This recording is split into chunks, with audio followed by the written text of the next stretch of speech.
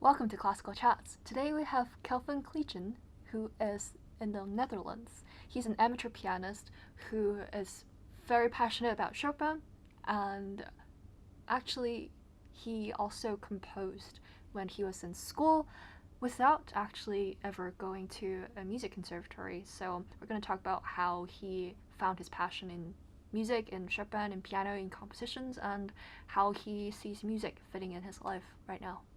How did you start? I ask every single guest, how did you start your journey with classical music? How I started my journey. My journey is actually started a long time ago. So Well, not I that think long ago. You're not exactly 80 years old. no, but I mean I'm 28, so like 18 years ago or something. I was Mm. 10 years old when I started playing, and I think it was like a year. I'd been asking my parents to buy me a piano. I've been nagging and stuff and asking them for a piano, but they didn't want to buy it because they thought like no, it's just a kid. So then we buy a piano for him, and then he loses interest like after a couple months. Mm. So like they didn't want to buy anything. Then they tried to push me to get a keyboard. And then there was a one conversation that my mother remembered where I was really upset, and I said, well, you know what? After my retirement, I buy my piano myself. And then they said, okay, we'll buy a piano for you. And that's how it started. And I started playing, and I had classes for 4 years. Mm. I started with actually have it here. Started with this kind of book. So they have a lot of I love the Alfred the library Alfred. series. So we had like It's great. very Yeah, simple stuff. yeah. And I was practicing 15 to 20 minutes a day, very consistently. Mm. And it was just like a relaxing activity. But over time, I became more interested, and I started. My mom, I actually brought this because it was nice. It was the first like more advanced book that I got. Like the front cover is Beethoven. all torn up, and it was Mm. one piece. I don't know if you, For yeah, Elise. for Elise is always in there also, but it's called Le Oh, that's Désir. Yeah, you can't see anything. well. That's what is that?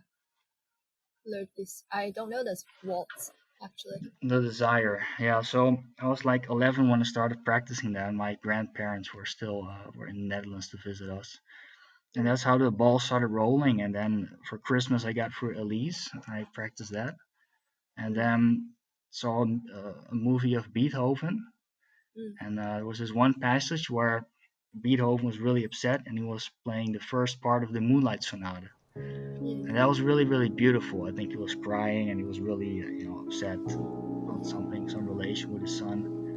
And then Mm. I bought that. I started practicing, and that's really how it started. Ah. Um, and I think the first time I really got inspired by a pianist was actually when I went to a concert in like many years ago, 2005, and I saw this very famous Dutch pianist, and he was yeah, he was playing various pieces. He was playing the Turkish March and Pathetique. I think the Turkish March is one of those pieces that everybody knows. Like even Yeah. people who dislike classical music, it's just everybody knows that Mm. melody. And I remember like I still have very vivid memory. Like at the end of the concert, I was we were sitting like in the back of the concert hall, and then he left via the left door corridor of the stage, and people were still applauding, and asking him to play another one. But then I just ran out of the exit because I know if I would go leave via this exit and go to the right, I could just catch him and have a conversation with him. So I went out really fast, and then I saw him, and then there was a beautiful woman who jumped in his arms, and then went back. And so yeah, I didn't get a chance to talk to him, but that was the first time I was really inspired. And then a couple days later, like I went to the music store with my dad, and we bought the Turkish March and the Pathetique, and I started practicing Mm. every day. And a year later, I performed it in school, and it was a Ah, very nice memory. And yeah. I still remember that performance very well. And like, remember, I was so nervous. I was just walking around like other performances were going on, but I was just walking around like because if I get nervous, I was to walk around, and then I was ready for the performance, and I was all pumped up, and I just ran. The stage was actually it was an auditorium, And the stage was like, normally the stage is higher than the audience, but here it was lower. So I just ran down the stairs, and my music teacher introduced me. And why he introduced me was like this passage in my head, and I think this is going to give me some struggle. So I started playing, and I remember him looking like, oh, he already started. And then yeah, the performance just went, and it went very well. And remember, at the end, there was very positive response. People were applauding, and it was really great. And then I became more serious, or I started thinking, well, maybe I can become like professional pianist. So I wanted to take part in the competition, and that was like yeah, I would say it was kind of a negative experience in the sense that I expected that I was, I was just a competitor, but I was not. Like people were like 100 times better than me, so that was kind of disappointing. And then my parents didn't really have funds to finance my piano lessons anymore because my tennis journey became more expensive. I did that like played 2 or 3 hours a day. Oh, while you So play tennis while also pursuing piano. yeah, I actually tennis was like the first thing I did that since I was 4 years old, and it's Ah, kind of a thing. My father was very in love with the sport, and he wanted me to be like a professional player, so he mm, played every day. And so that, yeah, it was hard to combine that and go to school. yeah, So my life was like I must have didn't been really really busy. yeah, I didn't really have I was just playing tennis, going to school, and playing the piano. But whenever I got home, I was tired, but I just wanted to play the piano. So that's That really kind of shows how, dedication. yeah, I was very dedicated. I think like when you get into something and you get better and you have a goal, you're moving, then that's it always gives like some sort of happiness, and you want to keep pursuing that. Hmm. So I think it's like the journey is more important, right, than the goal. How do you think? I think both are necessary to aim for something, even if that something might not be 100% attainable. I think it definitely can bring a lot of inspiration and motivation to keep on going in that direction. And along the way, I think the journey is also, well, luck plays a huge role, and I've been very lucky in many respects. But yeah, I think journey itself is also very beautiful in itself. Yeah, the goal, like you mean you set a goal and then, because then you have something to pursue, some direction to move in, right? Yeah, but it's not a linear path. It's I definitely did not imagine Yeah, myself doing anything like what I have been doing. So yeah, it's a goal is kind of abstract, and if you follow really your passion, then I think it's necessary to have both, but also very enjoyable to yeah, follow it's a your passion. turbulent path, and sometimes you change direction and something Yeah. changes. But like the reason, like I said, like the journeys, it's more important than the goals because like the point like you mentioned, it's definitely important to have a goal so that because that gives you inspiration and direction. But more like that what I notice is like when you hit a goal, it's like there's nothing, like there's not really a feeling. Like it's the pursuit of that goal, but once you hit it, like it's almost like sad because now you don't have anything to pursue anymore. It's just Hmm. or unless you have like another goal, but you kind of get used to the new state, of Yeah, well, I think that's why I like to encourage my audience and people in general to keep striving, because it's not necessarily that it's towards one goal, because that goal could expand and it could change at any moment, and kind of just going with the flow is very important. So, speaking of change, though, you decide to not exactly continue pursuing piano, if I understand correctly. You start composing, right? yeah. It's actually so around this time when I had that Beethoven performance and I wanted to compete in the competition, and that was Right. all behind me. Um, I really struggled. Like I didn't have a teacher anymore, like I mentioned, and I struggled to take the next step. So I was playing, trying to my hands on the Chopin etudes, the Opus 10 ones, and those were just Opus 10 number one. Like, damn, I mean, it was just too much. I couldn't make that jump. So in hindsight, I think I should have like gone broad and maybe practice more like easier etudes, like Czerny etudes, maybe Haydn, maybe Bach. That would have been easier, and then maybe I would have developed some more technique. But yeah, I was kind of stubborn, and I kept trying, and I couldn't really get ahead. So I could pull it off a little bit, but it was very slow, and that was the demotivating. And also, I think noting that I was like maybe the only person in school who loved classical music. Mm, Everybody loved like different genres, popular right. genres. Like house music was popular back then. Mm, So yeah, I didn't really have people, around me pushing me or like not that motivation shouldn't be intrinsic, but I think it definitely helps if you have a community of people yeah. pursuing the same thing. So I missed that, and then yeah, I started composing. Um, yeah, and that started with very nice compositions, and yeah, I kind of kept doing that. And then in senior high school, I performed some compositions that I wrote, Hmm. and that's how it went. And then I think after high school, I think I don't know if you I think I put that in the email. Like I played, I heard a string quartet, Yeah, and the that kind of Dvořáks, right? yeah, that was Do you have a really favorite really recording? Actually, do you have a favorite recording of the Dvořáks American String Quartet? Because I personally don't know that quartet, but I would be fascinated to listen for sure. no, I don't have a favorite recording. Like I stumbled upon one and I just listened to that. And I didn't really compare Ah. others, but yeah, there's a lot of different performances. Probably very Yeah, I'll definitely beautiful. look for one to put in our playlist. Something that I've began asking every guest is to give us some uh, music pieces that they would like to curate as part of the playlist, so that you can introduce others to pieces that you enjoy of classical music. And so I thought maybe that the Dvorak should be on that playlist. But I guess you don't have a favorite one, so I can also look around and pick one. No, I don't have like a favorite performance of it, but I definitely love that one.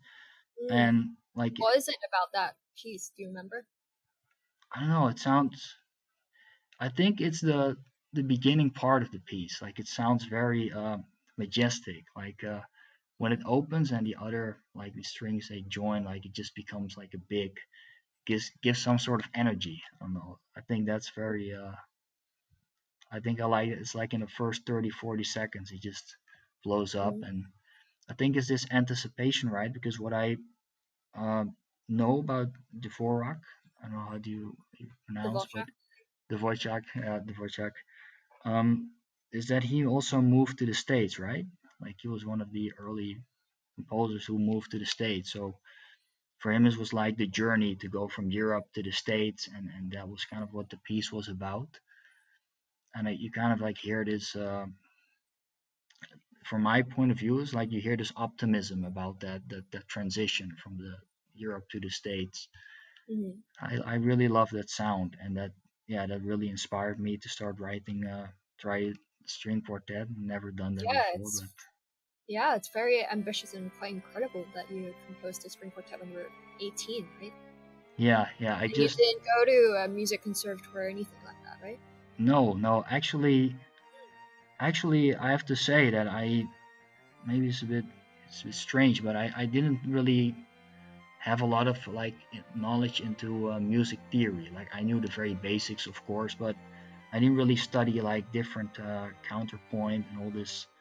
I didn't. I was thinking lately, like if I get into composing music again, I would like to study this, like from a more theoretical and get some better understanding of how Chopin, Schumann, Beethoven, and Mozart composed, and then maybe try to learn from that. But back then, it was just pure intuition. I just had a melody in my head. I expanded it. I wrote it down somewhere, pen and paper. Or I used a program, and then I just went from there. And that's one thing I think I struggled with composing is that sometimes it felt like I had something in my mind and I tried to work it out, and Mm-hmm. then okay, then I had like certain like I had something, and then I wanted to expand, and then sometimes I didn't have inspiration. I couldn't come up with something. And Mm-hmm. when I came up with something, I tried to put it together, but sometimes it sounded a bit like I was trying to chain different pieces together. Like it was hard to really make it one fluent like whole, one fluent piece. So that was definitely challenging. But I really liked the journey, and sometimes it took like sometimes I composed something like in a month or 2 months, and sometimes it was stretched out over 6, 7 months. And it just Wow. continued. So I Have really you have you continued composing since, or? no. At some point, I stopped, and then I like it went in. It wasn't very regular. So then I didn't compose anything for a while, and then I picked it up again, and then didn't. And so that yeah, something that I definitely wanted to pick up. And I think there was a very long period of time when I was just doing other things, like just going out partying and stuff, college life, you know. So I wasn't really paying much attention to piano anymore. Mm. And then I found a Russian pianist. I was just studying for an exam, and then I saw him perform the Paganini Etude, and it just like I was so inspired by that. I was like, I'm gonna start practicing again. I listened to his performance many times. Mm. I approached him on Facebook, asked if he was gonna perform in Amsterdam or something, and then I really like rediscovered like I really playing the piano is something that always comes back in my life. Like no matter what happens, like sometimes I don't play for a while, for like half a year, but it always returns. And then I start to practice again. I can't really live without it, so to say. Mm. So and yeah, when I got diagnosed with a serious illness, with a serious disease, I definitely noticed that as well. Like I look back, I didn't realize it then, but I started playing the piano so much it was just a way for me to like I don't know deal with everything going on in my head. I was just going crazy Mm. because I didn't know where my health was going, and I found relief in playing piano, and I kept doing that and doing that also during the pandemic. So Were there certain pieces that you kept coming back to in such difficult times? um, I would say definitely Chopin, and one Yeah. piece that really loved. I think that's my favorite piece is the Chopin's first ballad. Mm. I Yeah. really love that one. And also the Opus 27 number 2 Nocturne. Mm. That's also a favorite one. So I think I went back to those pieces a lot. I think I shared a link of the video, but like it's real difficult for me to play the ballad. You know, it's Well, it's a very hard. challenging piece for even professionals. So it's Yes. amazing how so many people connect with that particular ballad, because that was definitely not my experience when I first decided to play the ballad. Actually, I heard a recording of the ballad and I disagreed with some of the interpretation styles of that particular recording. So I decided to learn it when I was 12, but I didn't know that it was, I guess 10 years later, I realized that everyone, for some reason, knows that piece and is quite obsessed with that particular ballad. I didn't know that. Really? It was, Is it really? Yeah, I know there's more people who love it, but it's really like something that sticks, right? A lot of people just they yeah, for love some that reason, ballad. Like you can't yeah. relate really. Like you have some maybe you're more into like different composers, right? Or, No, I mean, I think I understand somehow when a piece of music like the first ballad has so much emotions and just, I think the intensity of the emotions that people can feel through a piece like that can make it very universal, kind of a universal experience that everyone has, no matter what life experiences they currently are having. So maybe that's why it's the intensity of the variety of emotions in that piece that draws the everyone. emotionality. Yeah, I think that's also something. Well, I mean, I'm not in a position really to judge like how because you never know the intention of a composer exactly. You try to figure that out.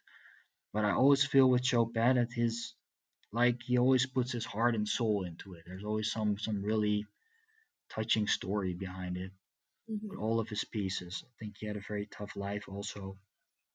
So I really love that about Chopin. But speaking of which, you said you played the ballad when you were 12, right? Yes. Oh yeah, because like yeah, I just wanted to put that in like so how I stumbled upon your channel and what you do and try to bring classical musicians together is actually I was listening to a performance of Liszt's Rigoletto. Mm. And that one Oh boy. yeah, because I was talking to a friend and he played tennis with a friend another friend that we knew and yeah and he told me, you know, this guy is a concert pianist. So really, so I would like to see some of his performances. And then I looked it up, and he had a really nice performance of the Rigoletto. Mm. And then while I was watching, I watched several times. Saw in the recommended box on the right, I saw like a 11-year-old playing the Liszt Rigoletto, and then I Oh god. clicked, and then. Oh god. I was 11. Yep, in a white poofy dress in Illinois, But in the states. that's really crazy. But how did you pull it off? It Because when I wasn't something just to pull it off. I think I was a rebel. Still am a rebel in some sense. And I just chose these objectively difficult for an 11-year-old or 12-year-old to learn. And I just, yeah, I wanted to learn, so I learned it. That's as simple as that. I like the melody of the. Actually, I like the last two pages of the Rigoletto Paraphrase, that particular Liszt transcription where you have the octaves. oh yeah It's the quartet is actually at the end when you have the crazier technical passages. Yeah, I just somehow got obsessed with that.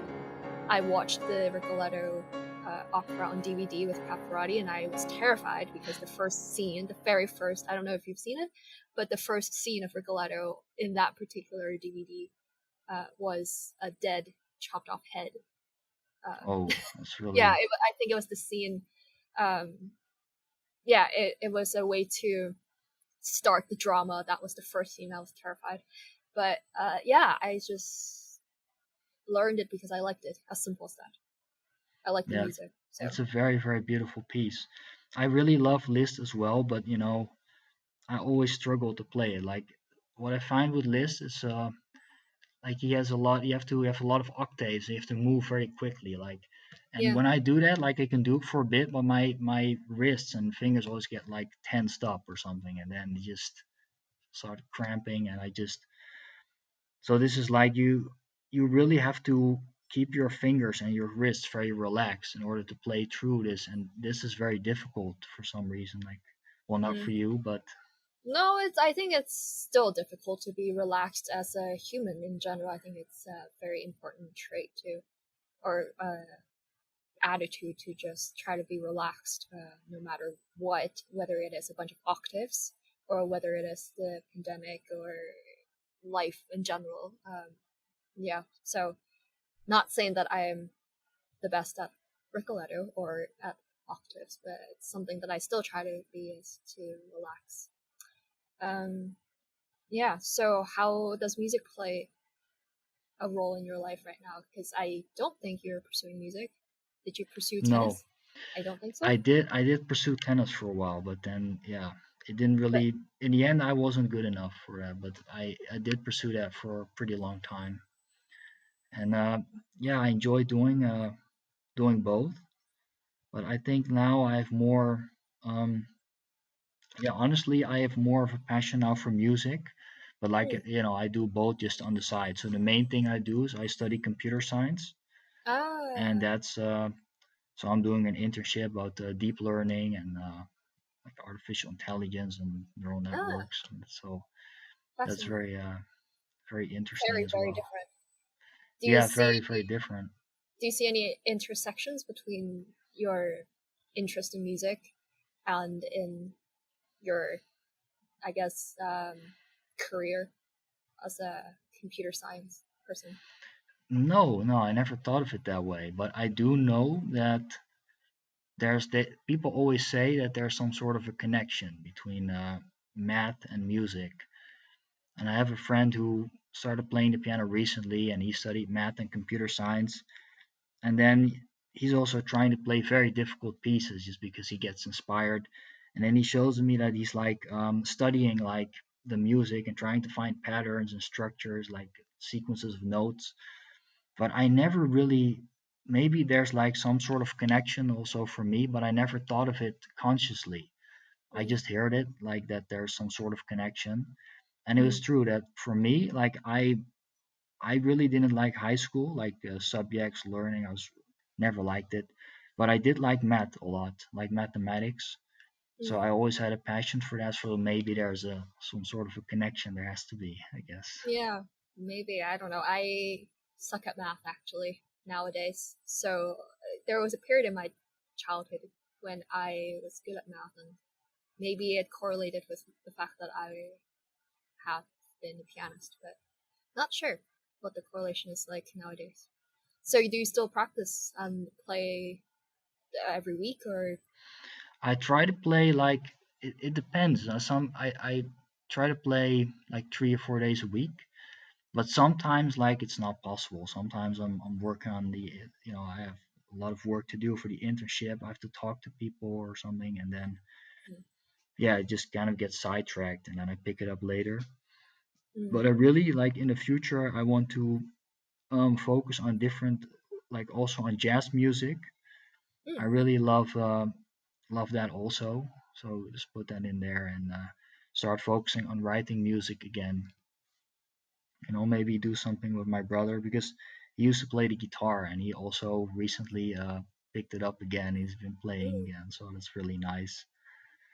So actually, I was thinking about, do you know Denis Matsuev, the Yes, Russian pianist? I know of him. I don't know him personally. Because I saw like one performance of a Happy Birthday. I don't know what the occasion was, but they had like some sort of concert in the Mm, Mariinsky in St. Petersburg, and I think the conductor, it was his birthday or something. So then at the end, like as a final piece, he played like he improvised on a Happy Birthday theme, and it's just he's going crazy.